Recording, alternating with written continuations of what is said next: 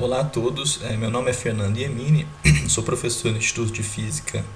da Universidade Federal Fluminense, trabalho nas áreas de matéria condensada, informação e computação quântica e queria falar um pouco sobre os resultados recentes que a gente obteve, que foi publicado na revista Nature Communications. Esse trabalho foi realizado em colaboração com Raul Santos, da Universidade de Cambridge, Alex Kamenev, da Universidade de Minnesota e Yuval Geffen, do Weizmann Institute em Israel. Bom, então só para tentar passar a ideia geral desse trabalho aqui, quais foram os resultados principais que a gente obteve e em qual contexto que eles se inserem, né, em aplicações e perspectivas futuras. Então, a ideia geral do nosso trabalho, ela gira em torno desse problema que é a preparação e manipulação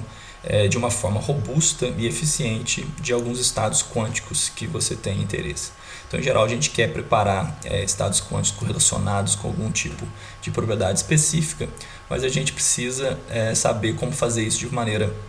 robusta e eficiente. Então, nesse trabalho, a gente caminhou num caminho, abordou esse problema de uma forma talvez um pouco não convencional, se é que se pode dizer dessa maneira, visto que a maneira convencional que a gente utiliza para preparar e manipular estados quânticos a gente vai no nosso laboratório, tenta modelar ou simular interações entre nossos constituintes quânticos de maneira específica, de forma que o ground state ou algum estado excitado desse nosso hamiltoniano, do nosso sistema quântico laboratório, possua as propriedades quânticas que a gente está querendo, a gente está almejando, né?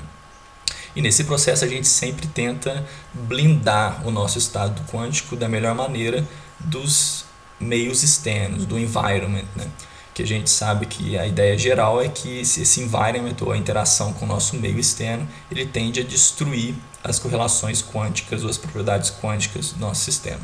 Então, quando eu digo que a gente foi num caminho talvez não usual, é que a gente vai utilizar exatamente essa interação com o nosso ambiente externo para gerar os nossos estados quânticos de interesse e manipulá-los.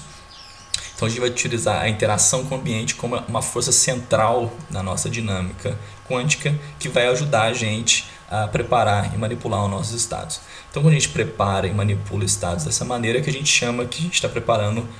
dark states. Então a gente vai mostrar como preparar dark space, na verdade com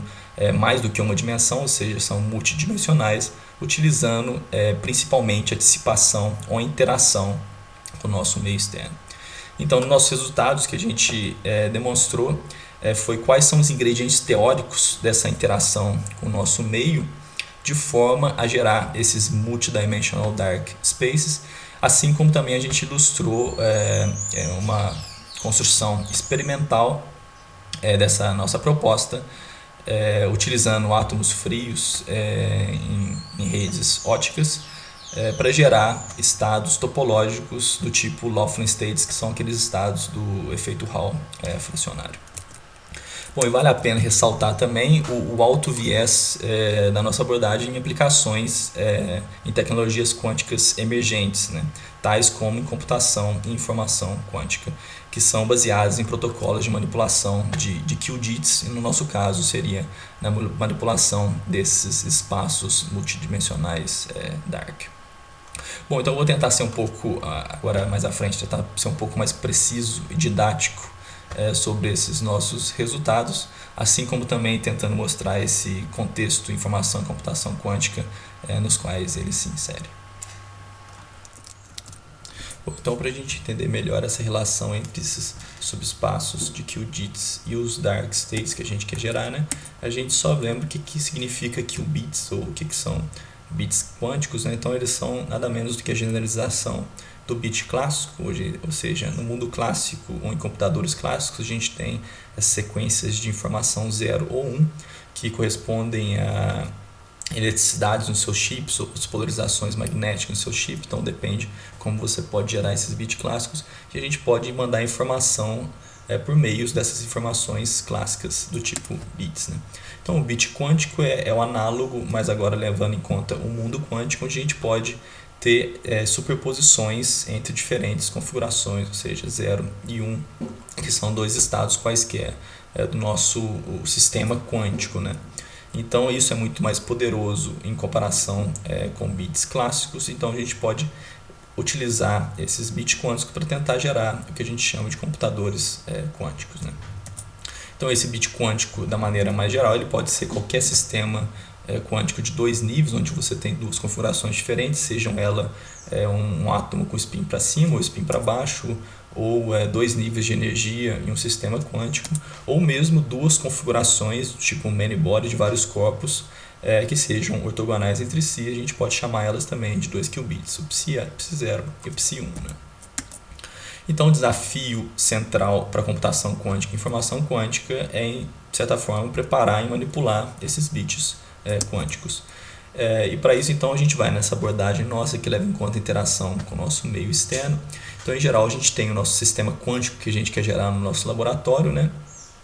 E o qual a gente, na maneira usual, a gente tentaria sempre blindar essa interação com o nosso meio externo, visto que, em geral, as interações com o nosso meio externo elas tendem a destruir todas as correlações do nosso estado quântico psi de interesse, né? Então, a princípio, a gente poderia tentar preparar o nosso estado psi no laboratório, mas com o tempo, essas interações com o nosso meio externo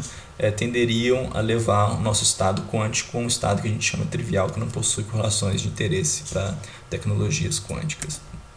Mas, no entanto, recentemente foi mostrado que se você tem uma precisão, um alto grau de controle nessa interação com o seu meio externo, na verdade você pode utilizar essa interação para gerar estados quânticos do tipo chamados de dark states no nosso sistema, né? Então, a nossa abordagem é essencialmente manipulando essas interações, e quando você faz isso de uma maneira bem precisa e controlada, ou maneira bem específica, o que acontece é como se você invertesse essa linha da dinâmica do nosso sistema aqui. Então, ao invés de, com o passar do tempo, você perder as correlações quânticas, o seu estado quântico de interesse, o que acontece é para qualquer estado que você tente preparar ou que você inicialize o seu laboratório, essa dinâmica com o meio externo, ela tende a levar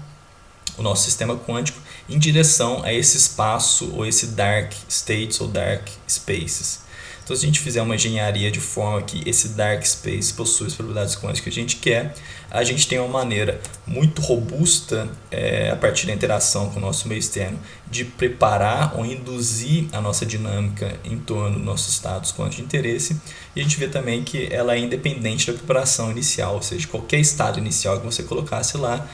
no final do dia ele tenderia aos nossos estados quânticos com as relações de interesse. Então, o que a gente generalizou para o nosso trabalho, a gente abordou esse problema e mostrou como que são as interações, ou de maneira mais específica ou mais técnica, mostrando quais são as propriedades que seus operadores de Lindblad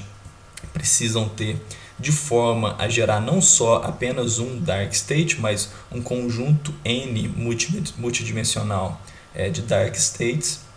E depois a gente mostrou ou ilustrou essa nossa abordagem para um sistema quântico experimental específico, onde a gente propôs ou mostrou como, utilizando esses átomos ultrafios em rede óticas em contato com o nosso environment agora, que é formado por um Bose-Einstein condensate, como que a gente poderia gerar o que a gente chama de estados topológicos do tipo Laughlin, que são aqueles estados que a gente conhece do efeito Hall quântico fracionário. Então a gente espera que essa abordagem seja útil então para preparar, manipular estados quânticos e possivelmente com perspectivas e implicações em computação, informação quântica.